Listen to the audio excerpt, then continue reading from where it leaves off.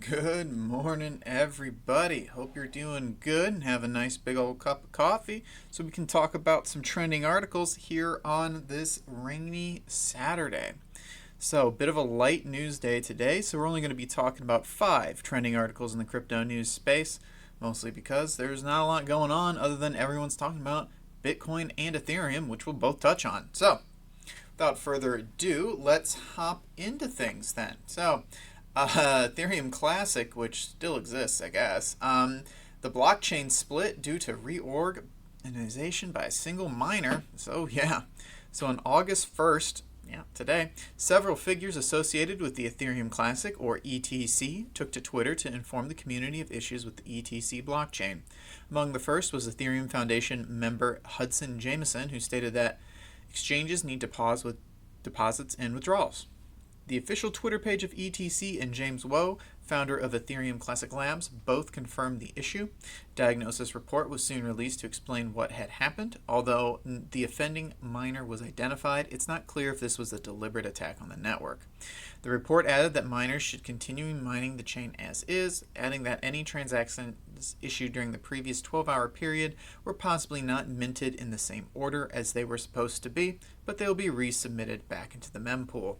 As suggested by a mining solutions provider Bitfly, a network reorganization of 3,693 blocks has taken place at block, oh god, that's a lot of numbers, 109044146. According to the message, this caused all the state-pruned nodes to stop syncing, which suggests a 51% attack on the network.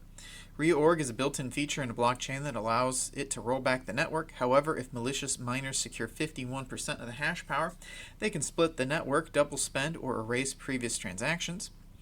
At the start of 2019, a confirmed 51% attack on Ethereum Classic took place, raising concerns around the proof of work model. For those of you new entrants into the crypto space, the 51% attack is the bane of any mineable crypto's existence. Now, very, very large chains like regular Ethereum and Bitcoin are pretty immune to these. It's very hard for a single group or entity to get 51% of such a large network. Not saying it's impossible, but the ability of one single organization to do that with the intention of destroying their own market is it's unlikely.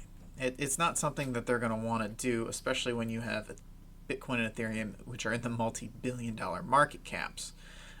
Bitcoin's in the hundreds of billions of dollars of market cap. So with these smaller chains, however, you start seeing issues like this that can crop up.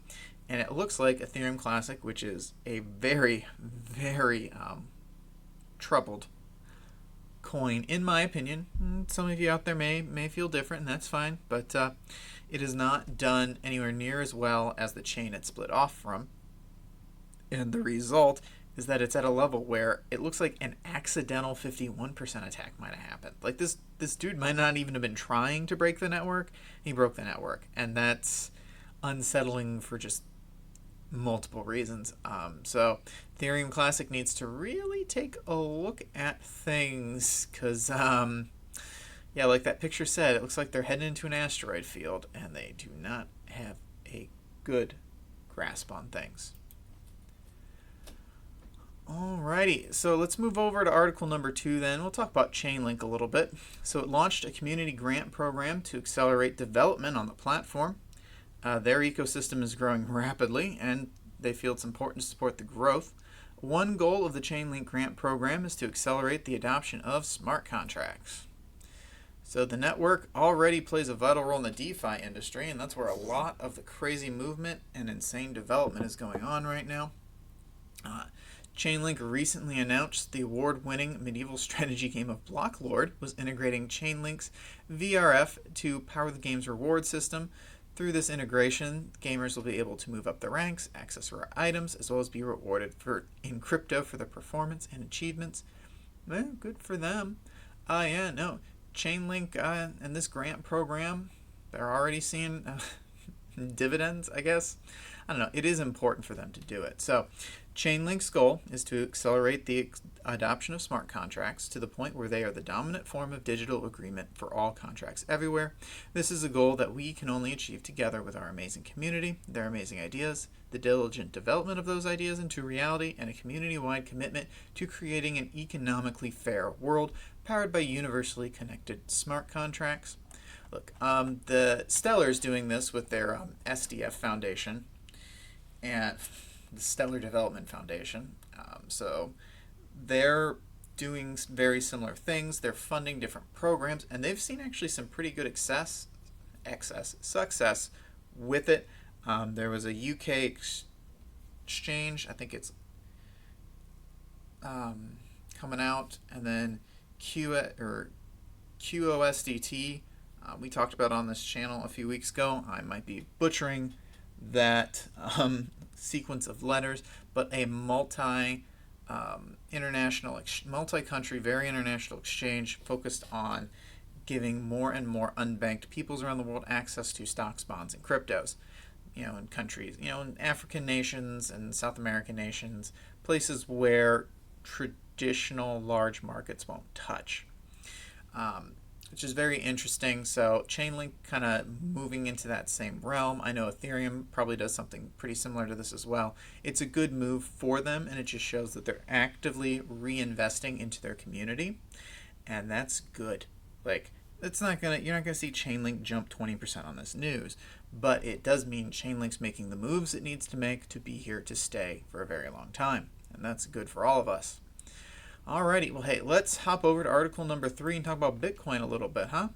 So, the price of Bitcoin has surpassed $11,600 for the first time in 12 months, buoyed by rising market sentiment. As Bitcoin USD demonstrates strong momentum, investors believe there's little resistance until 15K. Kyle Davis, co-founder of Three Arrows Capital, suggests that the weekend price action has not even started. He's like, yeah, what's crazy is the weekend move hasn't even started. How much resistance is there between 12 and 15K? Also worth noting that the price of Bitcoin soared to its all-time high in 2017 within 2 weeks of the last time it hit this number. According to Michael Van de Poppe, the market structure of Bitcoin would remain compelling if it holds above 11,400. Stability above this level would show that it has turned into a support level. But hey, good. So about $20 million worth of future contracts were eliminated as a result of this, which actually is a pretty small number based on this article. It suggests that it's likely that spot and options markets are the ones catalyzing this rally. So if the futures market is less heated, it leads to a more stable and fundamentally strong bull cycle, which some prominent analysts argue is now starting. I would actually agree with that. With everything going on in the world, governments printing trillions upon trillions of dollars, Bitcoin can't do that. So I think this natural rising of the market is being buoyed by DeFi, renewed interest in Bitcoin, and just the de-evaluation of these currencies around the world while Bitcoin is holding their value against them. So yeah, we're kind of seeing inflation take place before our eyes on this, in my opinion. But yeah, someone else said both the Ethereum and Bitcoin monthly candles have essentially closed at their highest points of the month. No upper wick.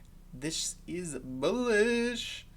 So yeah, I actually agree. I think Bitcoin could hit $15,000 this year. Hopefully when it does that, it will raise up a lot of other coins along with it.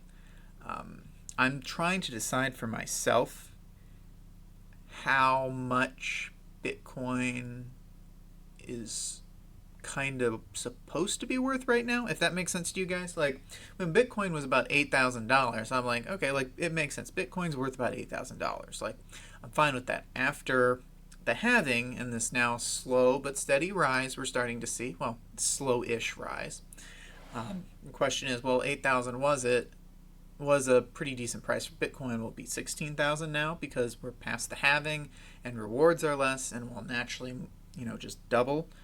Or has the adoption hit the point where the demand can back a 20 or a 30 or 50 or 60?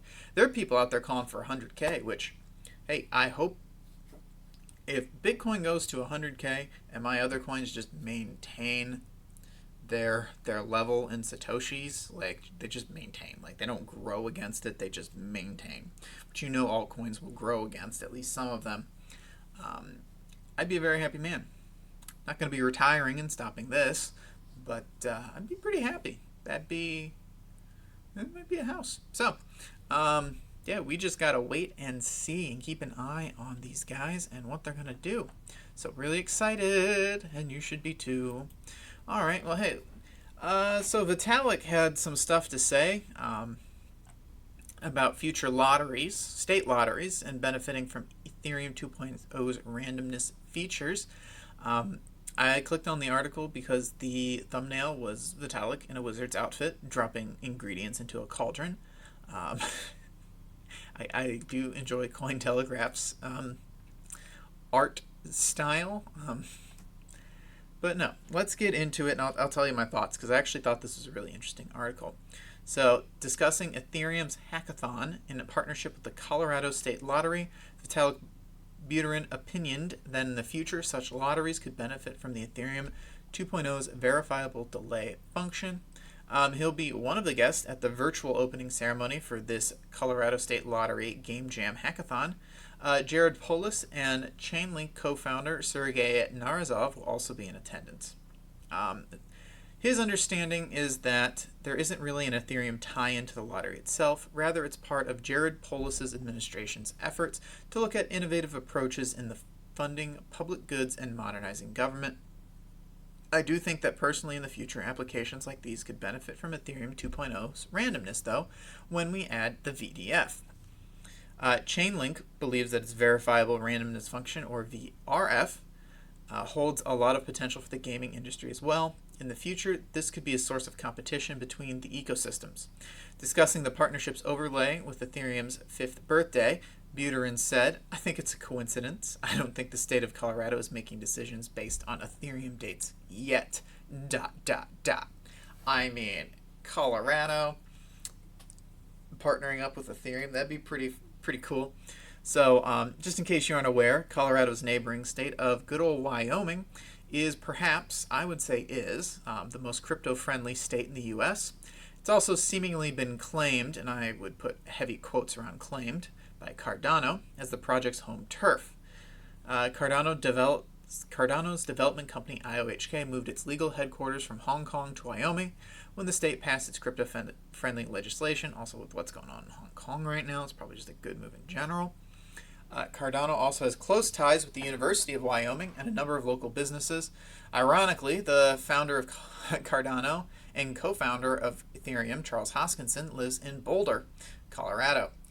They asked Buterin whether Ethereum was trying to lay claim to Colorado, which he stated, "I don't really like to think of it in terms of this state is our turf or this other state is their turf. There's certainly a very strong Ethereum presence in Colorado, but in general, Colorado has smart people. They'll use the tech that makes sense for them, and I'm confident that Ethereum will prove valuable in lots of locations."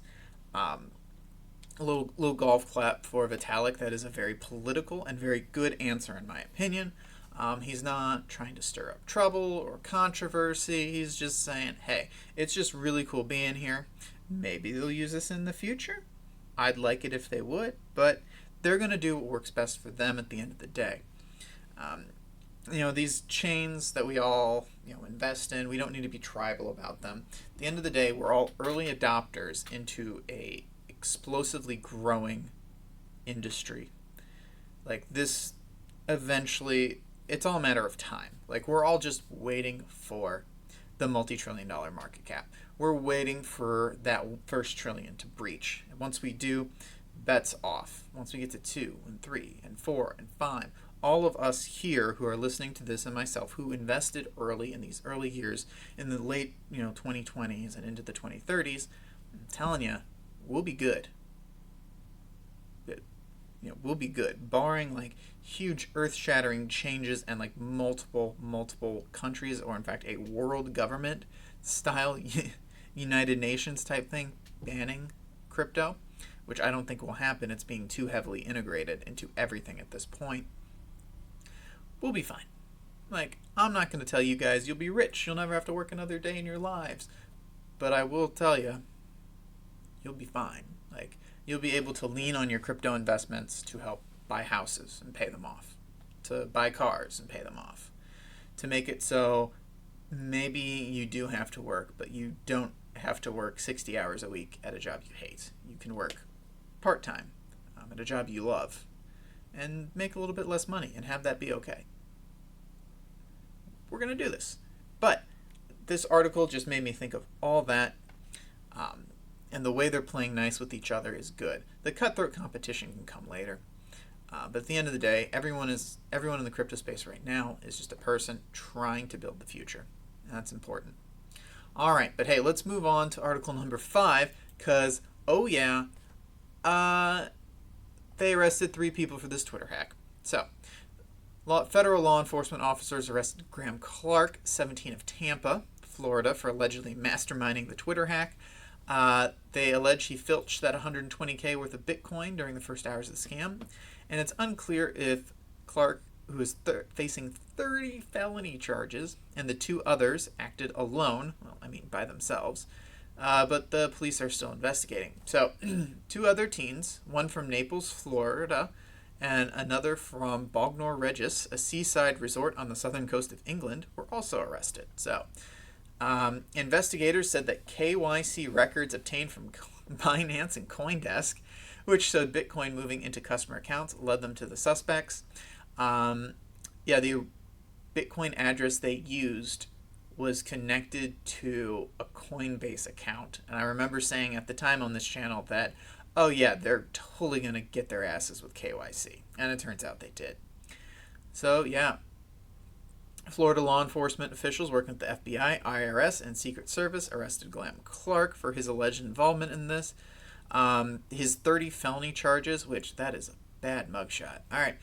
Including organized fraud, multiple counts of communications fraud, multiple counts of fraudulent use of personal information, and unauthorized computer access. It's definitely looking like he's going to be in some rough stuff. He looks like a very angry cart pusher at Walmart, for those of you listening. Like, I'm looking at his photo. He looks like he's got like a blue shirt, he's got a yellow vest. Yeah, he looks like a 17-year-old kid who works at Walmart pushing carts. Anyways, so the attorney, the prosecuting attorney, it seems, claims that Clark is not an ordinary 17-year-old and will be tried as an adult. Officials are also looking into the damages that could supersede the amount that he allegedly stole. For example, he accessed and downloaded the direct messages of accounts he compromised, though Twitter claims no verified accounts had their direct messages seen.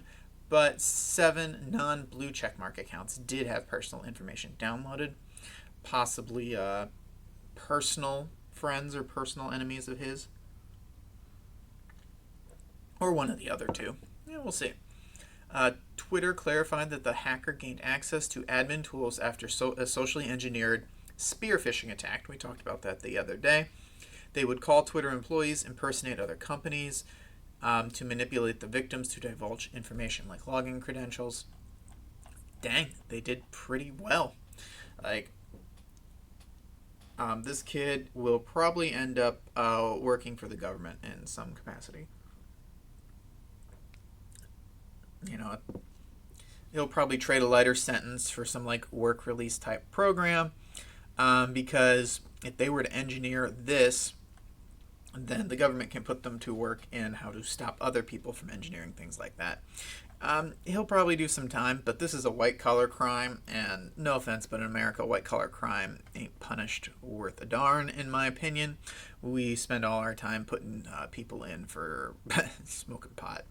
But I'm not going to get into it, but hey, that does it for 5 trending articles in the crypto news space today. Like I said, most people are just talking about the fact that Bitcoin is going to go to 15K and that Ethereum buoyed by the DeFi market, which we've talked about 100,000 times. Moving down to look at the 10 top cryptos by market cap. We got, oh man, Bitcoin up by almost 3%, Ethereum up by over 3%, XRP's up another 7.6%. Nice. Bitcoin Cash up 4, SV's up 7.7, Litecoin's up 2%, Cardano's flat but technically down Crypto.com coin 3.62, and Binance coin is pretty flat, but up by about 0.5%. Not too bad for the market today. I will give them that. Let's see, looking down the line. Yeah, top 20 are pretty green. Honestly, pretty much the entire crypto market is very green. Ampleforth, which had a 70% drop yesterday, is now up almost 50%. Dear Lord, this coin just kind of fluctuates, but what do I know? Yeah, no, it's pretty good actually. This is a pretty green day, pretty good market. If you hold a coin, you're probably up, so good for you. But hey, that'll do it for the day. Thank you all for listening. Please make sure to subscribe if you've made it this far. It does really help the channel and myself personally out. It lets me know I'm doing things right. But hey, I will be back tomorrow with some more videos for you. So I'll talk to you soon. Okay, thanks. Bye.